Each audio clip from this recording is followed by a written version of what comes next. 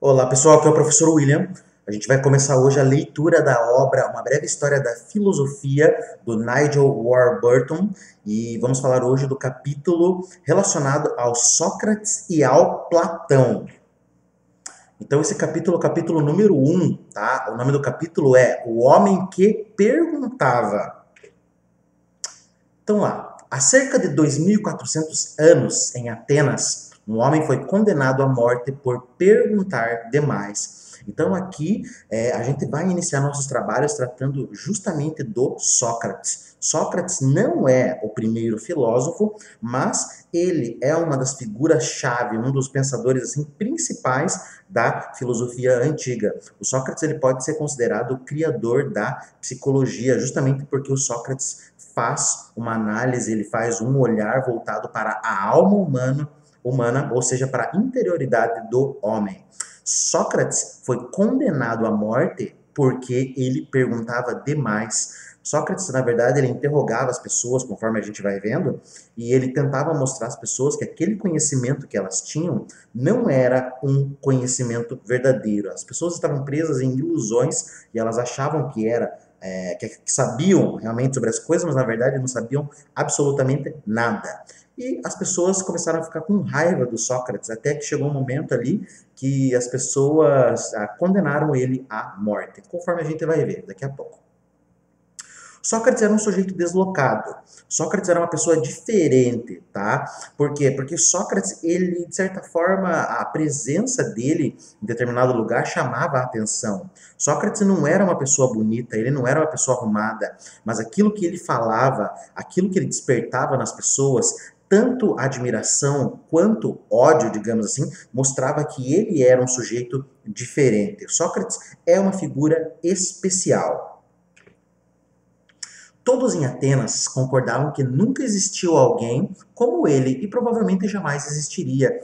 Nunca mais vai haver ninguém como Sócrates. Sócrates é um personagem único dentro da história do pensamento, tá? Ele era único e inoportuno. O que é inoportuno, tá? Ele não tinha hora para ele. Quando ele chegava lá para filosofar, para conversar com os outros, aquela conversa ali, de certa forma, sempre gerava alguma coisa. Gerava uma discussão, gerava, de certa forma, ali, uma irritação. Algumas pessoas ficavam maravilhadas, outras ficavam totalmente irritadas ali com a conversa, com a forma como Sócrates conduzia, mas era o jeito especial dele de fazer filosofia.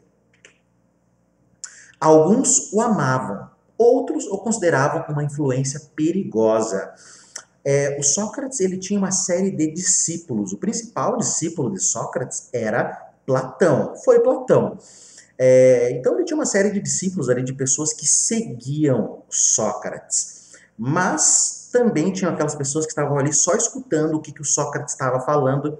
E foi por isso justamente que Sócrates foi condenado à morte, porque deturparam as palavras do Sócrates e levaram para o tribunal. Acusaram o Sócrates de impiedade, que trata justamente da questão de negar os deuses atenienses, porque nós tínhamos lá os deuses atenienses, e o Sócrates defendia uma outra espécie de divindade, o que, de certa forma, soou para o ouvido das pessoas como se ele tivesse, de certa forma, negando os deuses de Atenas. Então, essa foi uma das condenações. Uma outra condenação que foi atribuída a ele foi o fato de corromper os jovens, porque muitos jovens andavam ali ao redor do Sócrates. Então, as pessoas começaram a pensar assim, o Sócrates está colocando ideia errada na cabeça desses jovens. E foi justamente esse um dos motivos da condenação do Sócrates. História de vida do Sócrates, ele tinha sido um soldado, ele tinha participado de algumas guerras, tá, na juventude dele. O Sócrates, ele tinha perguntas, as suas perguntas eram afiadíssimas, pareciam simples, mas não eram. O Sócrates, ele, de certa forma, ele se colocava num papel diante ali das pessoas. Ele se colocava num papel de ignorante. Ele não sabia de nada. Ele não sabia de nada. Então ele chegava com alguém e conversava com uma pessoa que, de certa forma, afirmava que tinha conhecimento, uma pessoa que se dizia inteligente. Naquela época, Na Grécia, ser inteligente era uma coisa legal. Se hoje em dia as pessoas veem o padrão de beleza justamente nos corpos, antigamente não. Na Grécia, claro, também eles adoravam os corpos, mas ser inteligente era uma coisa assim que todo mundo queria ser. Ser burro era uma coisa que ninguém queria ser. Isso era uma ofensa. Você chama uma pessoa de burro, ela fica ofendida, tá? Hoje isso não faz mais diferença, mas naquela época era diferente, tá? Então, o Sócrates ele se colocava no papel de ignorante, ele não sabia de nada. Daí, quando ele ia conversar sobre uma pessoa, sobre um determinado assunto, né, o amor, Deus, coragem, amizade, ódio, etc., qualquer assunto, a pessoa, ela se achava inteligente e o Sócrates começava a fazer perguntas. Só que essas perguntas do Sócrates destruíam a pessoa. Quando Sócrates ia perguntando, a pessoa ia se colocando numa posição que ela não sabia responder. Ou ela começava a perceber que tudo aquilo que ela havia afirmado estava entrando em contradição, ou seja, ela estava entrando em conflito com aquilo que ela havia afirmado, tá? Até que chegava um momento em que o diálogo, digamos assim, entrava em aporia. O que é aporia? É quando não tem mais saída. Então a argumentação era levada para um nível onde a pessoa que defendia uma ideia, ela chegava lá no fim e ela não conseguia mais defender, porque o Sócrates, ele foi destruindo ali os argumentos da pessoa e da pessoa tinha que reconhecer no final. Ela falava assim: Sócrates, realmente eu achei que eu sabia sobre o amor, sobre Deus, sobre as coisas, mas eu não sei absolutamente nada. Mas diga você o que você sabe. E o Sócrates sempre chegava ali no final e falava: eu só sei que nada sei, não sei de nada sobre esse assunto, tá bom? Então era mais ou menos isso. Um exemplo seria a conversa dele com Eutidemo. Eutidemo foi um dos discípulos de Sócrates, também amigo de Platão, tá? E Sócrates teve uma conversa com ele.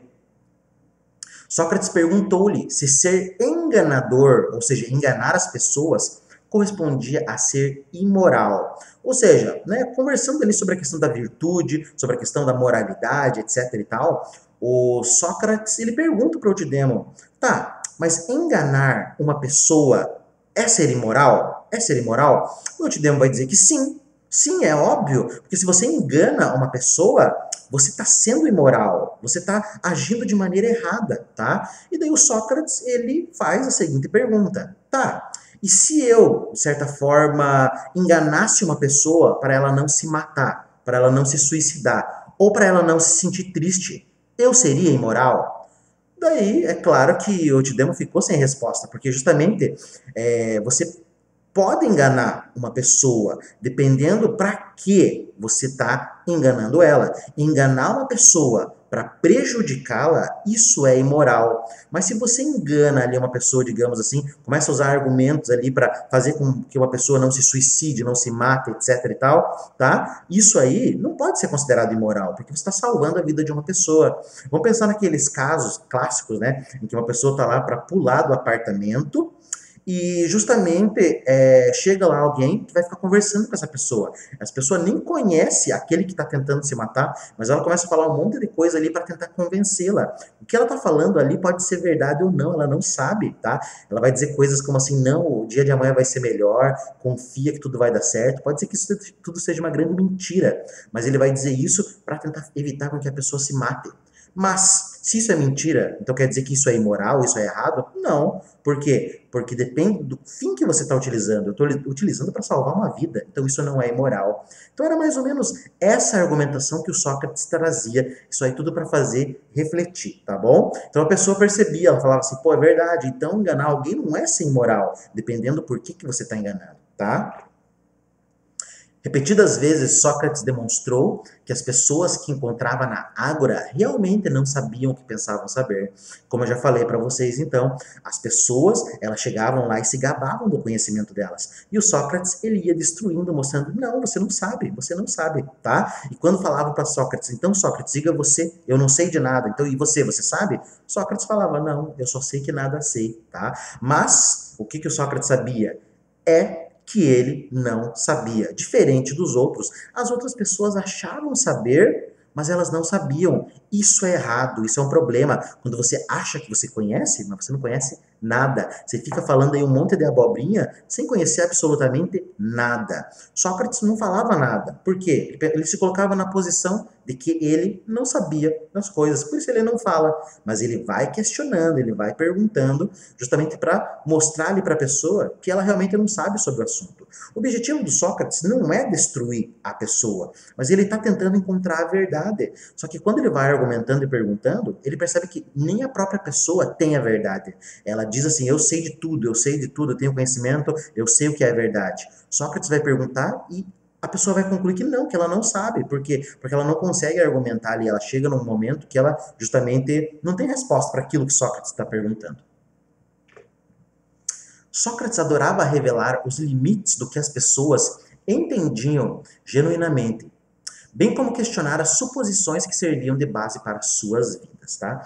Então, Sócrates, ele gostava de conversar com aquelas pessoas que se diziam entendidas dos assuntos. Quando Sócrates queria falar sobre arte, ele falava com os artistas. Quando ele queria falar sobre justiça, ele falava ali com um advogado, ele falava com um juiz. Quando Sócrates queria falar sobre coragem, ele falava com um soldado. Quando Sócrates queria falar sobre o amor, ele conversava com uma pessoa que amava, que era casado, uma pessoa amante, etc e tal. E Sócrates ia conversando, tentando entender o que são essas coisas. Mas ele chegava à conclusão que, no fundo, ninguém sabia o que eram essas coisas.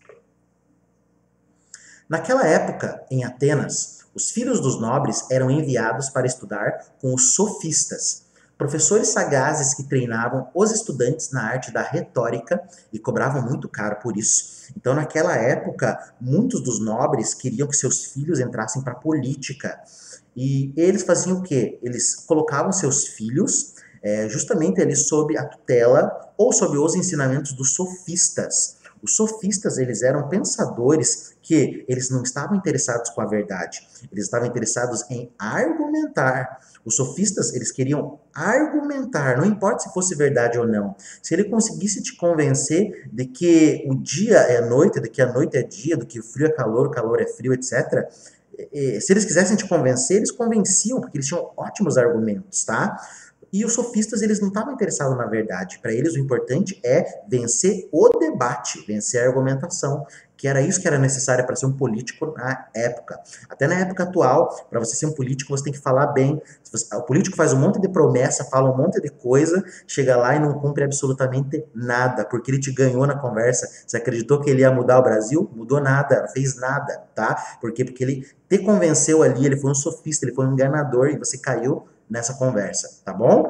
Então, os sofistas, eles eram professores e eram rivais do Sócrates, porque o Sócrates, ele utilizava ali, digamos, algumas ferramentas que poderiam ser consideradas próximas dos sofistas, mas o Sócrates estava interessado na verdade, o Sócrates não queria mentiras, o Sócrates queria a verdade. Os sofistas não, os sofistas não estavam interessados se é verdade ou se é mentira. Para eles, o importante é vencer o argumento. Sócrates não, ele não quer vencer o argumento, ele quer a verdade, somente isso.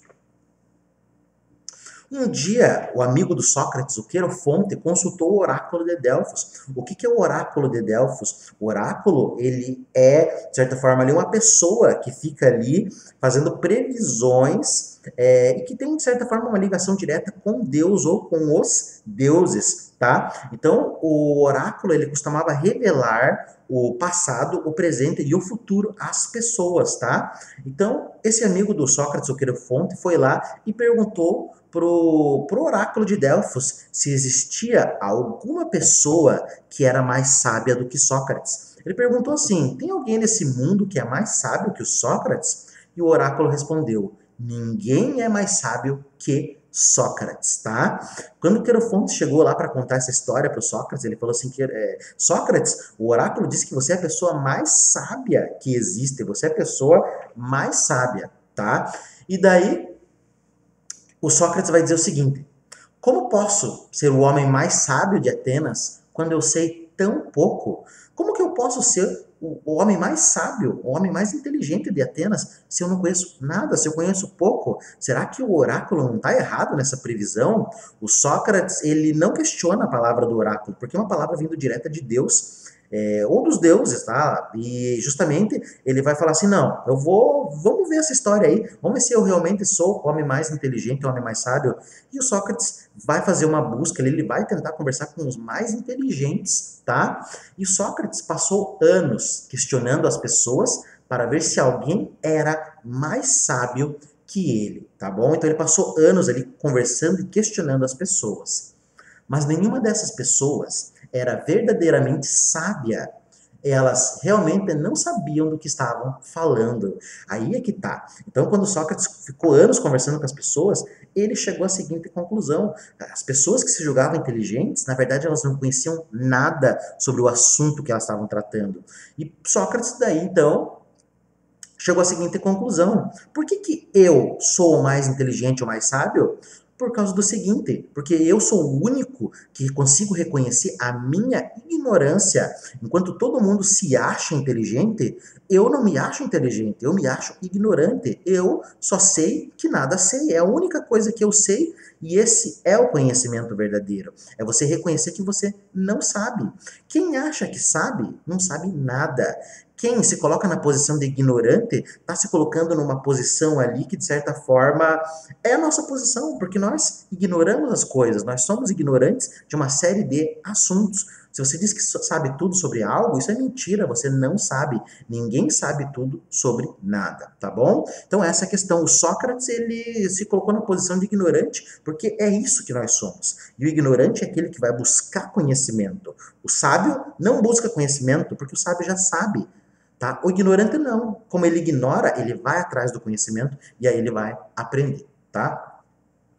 O termo filósofo origina-se das palavras gregas que significam amor à sabedoria. Tá? Então a filosofia é o amor à sabedoria, é a busca constante à sabedoria. E era isso que Sócrates fazia. Sócrates buscava a sabedoria, buscava o conhecimento. Quem é sábio não busca sabedoria, porque já sabe, tá bom? Essa é a grande diferença entre o sábio e o ignorante. O sábio não busca o conhecimento porque ele já sabe. O ignorante busca, porque o ignorante ignora e quer aprender, tá bom? Uma coisa é ignorante, outra coisa é ser burro. São coisas diferentes. O ignorante é aquele que ignora. Eu tenho formação em filosofia, tá? Tenho formação em artes, também tenho formação em física. Eu tenho 3 formações, mas eu sou ignorante. Tem uma série de coisas que eu ignoro, que eu não sei, eu não faço a mínima ideia. Poderia dizer, eu sei tudo. Não, eu não sei absolutamente nada, tá bom? E isso me faz todo dia estudar mais para tentar aprender um pouco mais, justamente porque eu não sei nada, tá? Sócrates se colocava nessa posição. Agora, uma pessoa que tem uma faculdade e diz que sabe tudo, isso é mentira, porque ninguém sabe tudo, tá? A filosofia, então, é uma busca pela sabedoria. Isso no Ocidente, porque no Oriente a filosofia é uma busca pela não sabedoria ou não conhecimento, mas eu não vou falar sobre isso nessa aula. O tipo de sabedoria que a filosofia valoriza é baseado nos argumentos, nos raciocínios e em perguntas, e não em acreditar nas coisas simplesmente porque alguém importante nos disse que são verdade. Um dos grandes problemas das pessoas hoje, assim como em todos os tempos, muitas vezes elas acreditam em alguém só por causa da posição dessa pessoa. Ah, essa pessoa é um padre, é um pastor, é um professor, é um presidente, é um político, é um pai, é uma mãe. Então a posição da pessoa coloca ela ali, digamos assim, numa situação que parece que tudo que ela fala é verdadeiro, como se essas pessoas não errassem, tá bom? Todo mundo erra. Então a gente não pode acreditar fielmente nas pessoas, tá? Você pode confiar. Confiar é uma coisa, tá bom? Mas acreditar que uma pessoa está dizendo somente a verdade, isso já é uma outra história. Você não pode cair nesse papo, tá bom? Só por causa da posição de uma pessoa. As pessoas erram, tá bom? Você tem que levar isso em consideração. A sabedoria significava entender a verdadeira natureza da nossa existência, inclusive os limites do que podemos saber. Para que funcionava a sabedoria para Sócrates? Sócrates ele utilizava uma famosa frase lá do oráculo de Delfos também, que era a seguinte: conhece-te a ti mesmo, ou seja, conheça a si mesmo, tá? Então o objetivo da sabedoria pro Sócrates é o conhecimento de si e também o conhecimento dos outros. Por isso que Sócrates pode ser considerado o primeiro psicólogo, justamente porque ele é um dos primeiros filósofos a olhar para dentro de si. Enquanto todos os filósofos anteriores a ele olhavam para fora, para o mundo, para as coisas, para as pessoas, Sócrates é o primeiro filósofo a olhar para dentro dele mesmo, tá bom? Então, o que significa conhecer a si mesmo? É buscar a sabedoria e também, de certa forma, melhorar a tua vida, a tua qualidade de vida, porque conhecendo a si mesmo, você vai melhorar quem você vai saber justamente quais são os seus limites, quais são as suas disposições, o que, que você não, o que você gosta, o que você não gosta, e melhorar a sua vida. Por que, que as pessoas são infelizes? Justamente porque elas fazem escolhas erradas. E por que, que alguém faz uma escolha errada? Porque ela não conhece ela mesma. Ela faz uma escolha baseada naquilo que todo mundo faz. Quando ela chega e realiza, ela vê que aquilo não deixa ela feliz, porque aquilo não serve para ela. Ela seguiu todo mundo, menos ela mesma. Ela não sabe quem ela é, por isso ela faz as escolhas erradas. E por isso que ela sofre. Filosofia para Sócrates, então, é conhecer você mesmo para saber o que, que você vai fazer. O que, que você vai fazer? O que eu vou fazer é diferente do que vocês vão fazer. Você tem que conhecer você mesmo para saber qual que vai ser a tua atitude perante o mundo, perante as coisas. O que fazia de Sócrates tão sábio era o fato de continuar fazendo perguntas e de estar sempre disposto a debater suas ideias. O que fazia de Sócrates realmente sábio é que ele se colocava nessa posição de ignorante, o ignorante que ignora e, portanto, vai conhecer. Se Sócrates chegasse assim, eu sou sábio, eu sou inteligente, ele ia estacionar, ele não ia procurar mais nada, porque o inteligente não precisa procurar mais nada. Aquele que sabe tudo não precisa procurar nada, porque ele já sabe. Quem é ignorante, não. Quem é ignorante tem que ir atrás, tem que correr atrás para aprender. Por isso que Sócrates era sábio, porque ele sempre procurava, estava disposto a perguntar, a aprender. Sócrates não tinha vergonha de aprender. Sócrates não tinha vergonha de estudar, tá bom? Sócrates, ele corria atrás daquilo que ele não conhecia. Uma existência sem análise é adequada para o gado, mas não para os seres humanos. O Sócrates dizia que uma vida sem ser questionada não merecia ser vivida. Se você vive a tua vida, a tua existência, você não questiona sobre nada, você só vive aí largado, jogado, tua vida, para Sócrates, ela não seria uma vida autêntica, tá?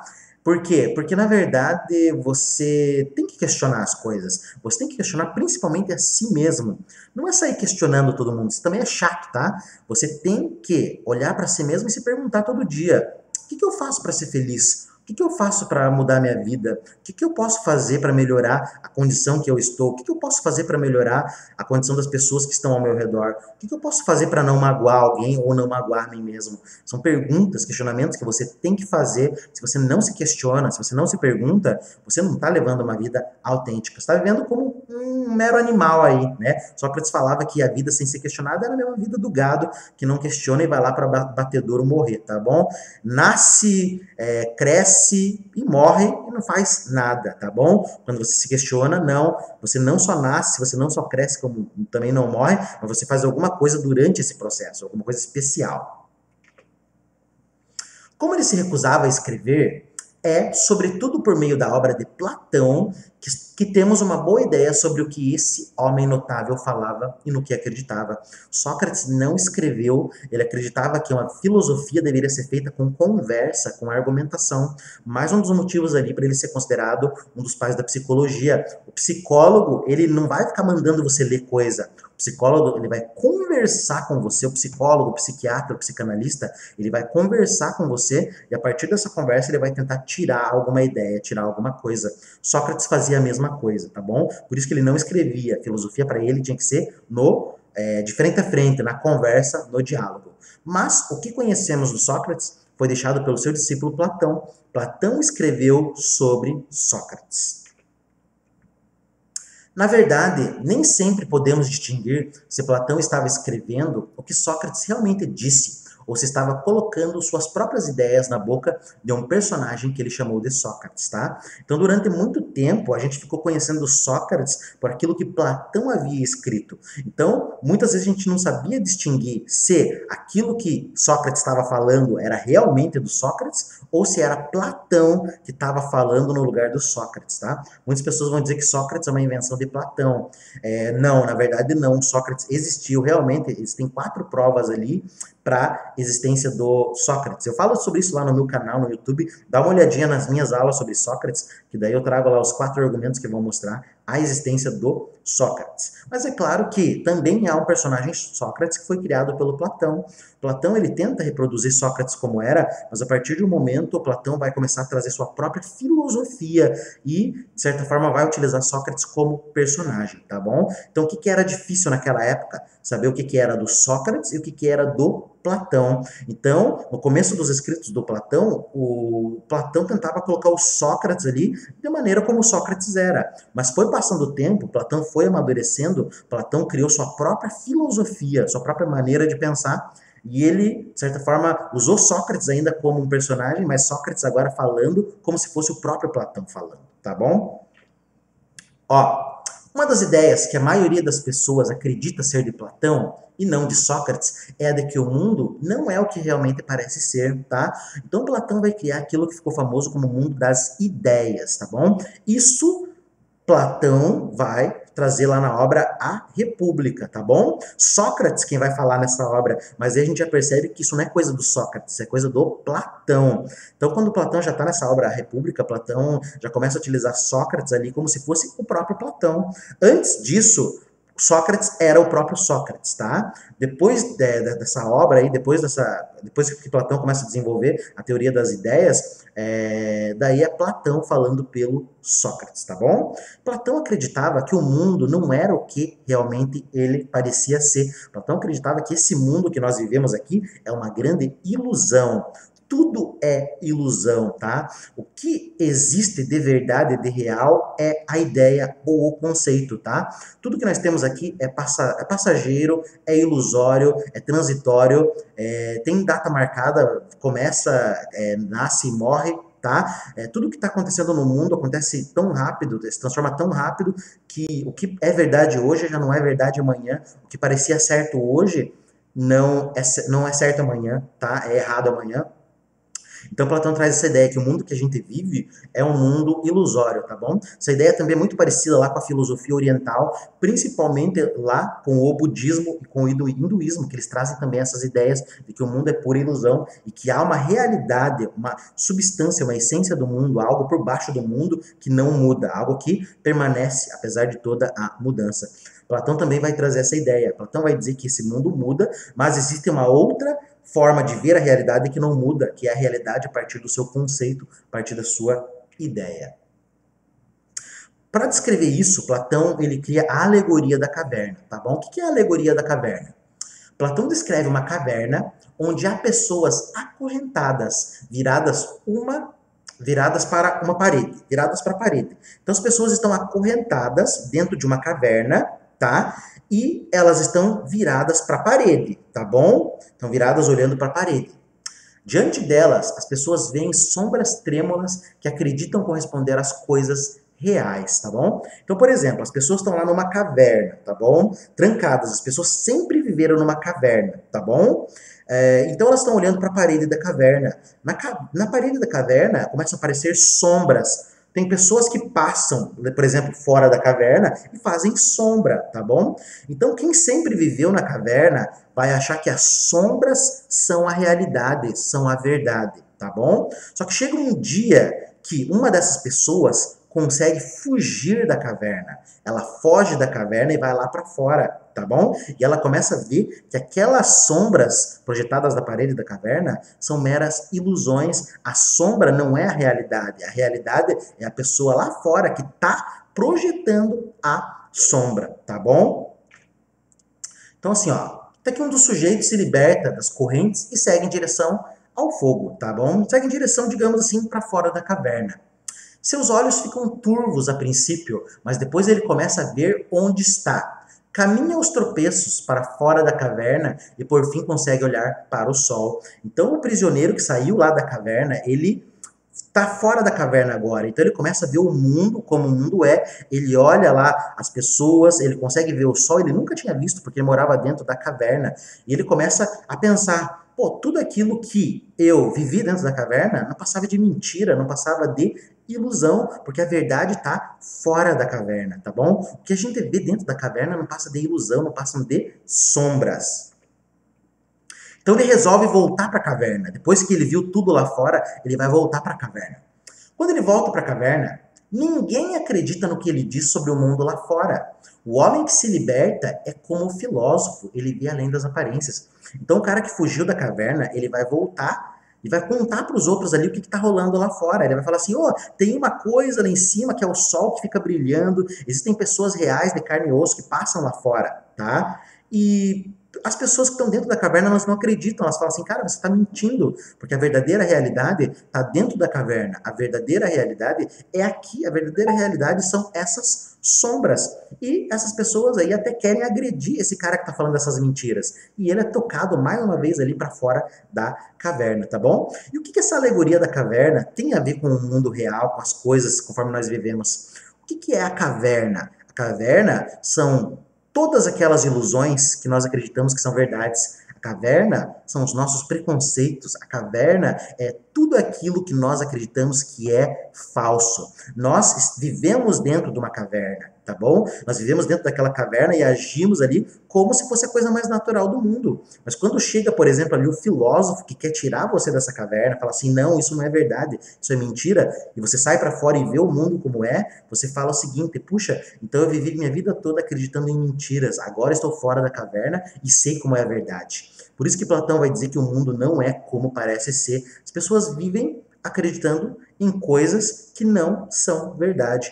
Vide hoje, na nossa época, aí, onde as pessoas acreditam em fake news, as pessoas contestam coisas como a ciência, por exemplo, as pessoas acreditam em terra plana, esse tipo de coisa e tal. Então veja, as pessoas estão voltando para a caverna. Ao invés de sair, elas estão regressando, elas estão voltando para a caverna, tá bom? E o Platão vai mostrar que o filósofo é aquele que vê além das aparências. O filósofo não é aquele que fica olhando sombras, o filósofo é aquele que procura, é aquele que vai atrás das coisas reais. O filósofo procura a realidade. O filósofo não quer saber de mentira. O filósofo quer saber da verdade, ele quer saber da realidade. Essa história da caverna está ligada ao que ficaria conhecido como a teoria platônica das formas ou teoria platônica das ideias. O mundo real que nós vivemos para Platão é a grande caverna, mas para Platão há um mundo fora da caverna, que é o mundo das ideias, tá bom? O mundo das ideias é um mundo eterno, segundo Platão, é um mundo que não muda, é o mundo das coisas que sempre são o que elas são, tá bom? Muitas pessoas vão fazer a comparação desse mundo das ideias com o paraíso do cristianismo ou a eternidade do cristianismo. Isso vai ser feito lá na Idade Média, tá bom? Não dá para dizer que é a mesma coisa, porque justamente a ideia do paraíso é uma ideia de que você justamente vai para lá depois da morte, tá? Você vai viver lá com Deus, etc e tal. Para Platão é um pouco diferente essa história, embora Platão acredite na alma e a alma vai para esse mundo das ideias, mas ela acaba retornando para Terra, tá bom? Coisa que não acontece ali no cristianismo, beleza?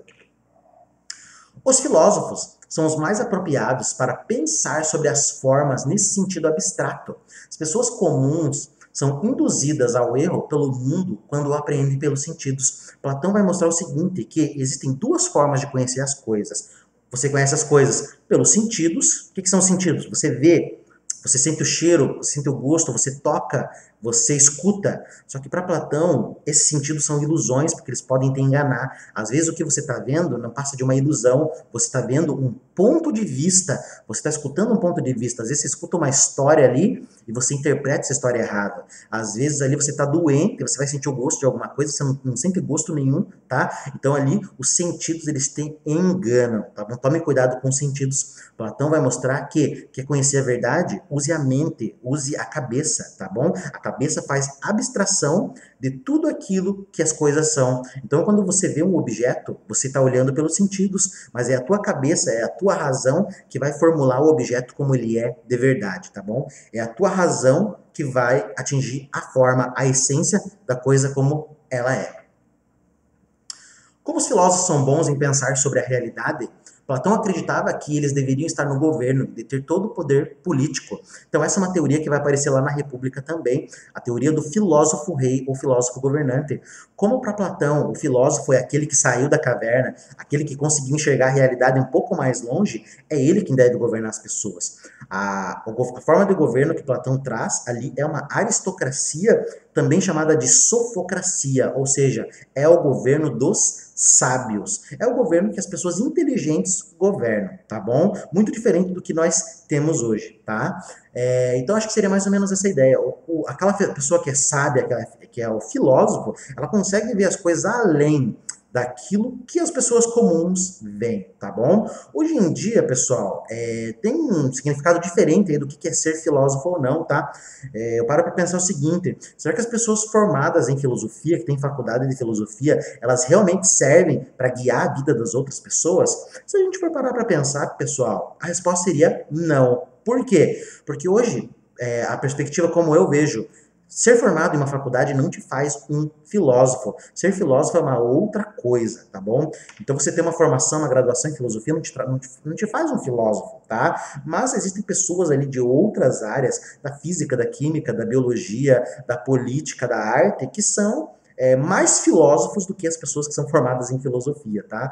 E essas pessoas realmente, talvez elas pudessem governar ou elas pudessem nos mostrar uma perspectiva de como que a gente poderia criar regras e leis para a gente viver melhor em sociedade.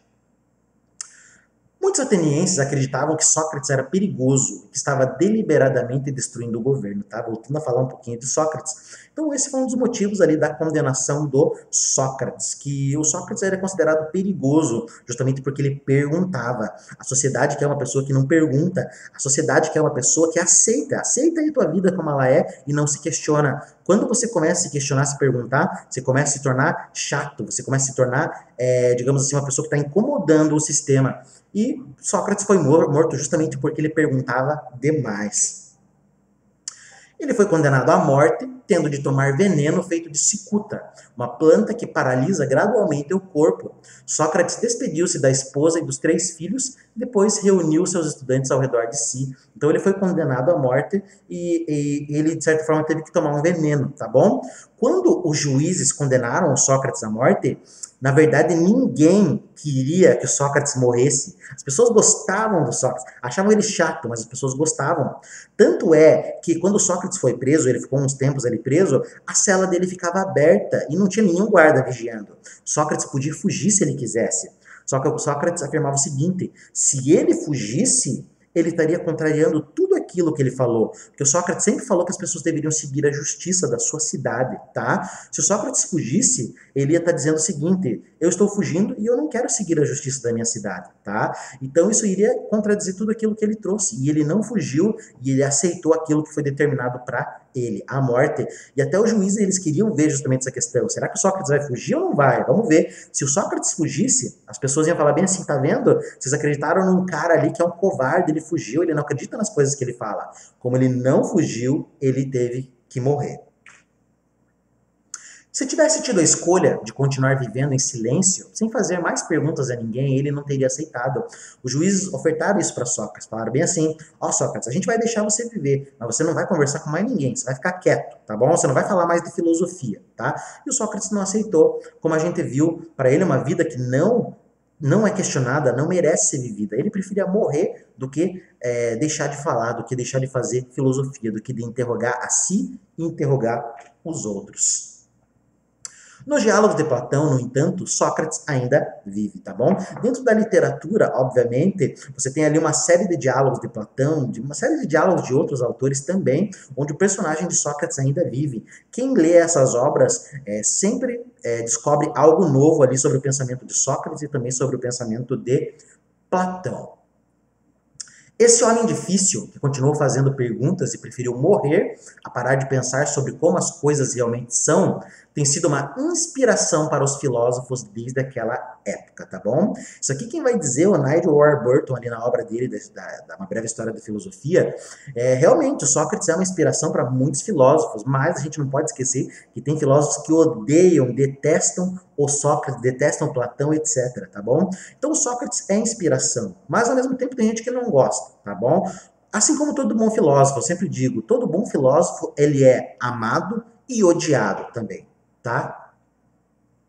O impacto imediato de Sócrates foi exercido sobre aqueles que o cercavam. Além de Platão, outro grande pupilo de Sócrates foi Aristóteles, um tipo de pensador bastante diferente, tá? A gente vai falar de Aristóteles no nosso próximo encontro, na nossa próxima aula, tá bom? Mas o maior discípulo ali de Sócrates foi Platão. Hoje, então, falamos um pouquinho ali de Sócrates e falamos também de Platão. Na próxima aula, a gente vai começar a falar um pouquinho sobre a filosofia do Aristóteles. Se vocês quiserem conhecer um pouquinho mais sobre esses autores, acessem lá o meu canal e justamente dê uma olhadinha ali nas videoaulas que eu já gravei sobre eles, tá? Então é isso, pessoal. Um grande abraço a todos. Nos vemos aí no próximo encontro.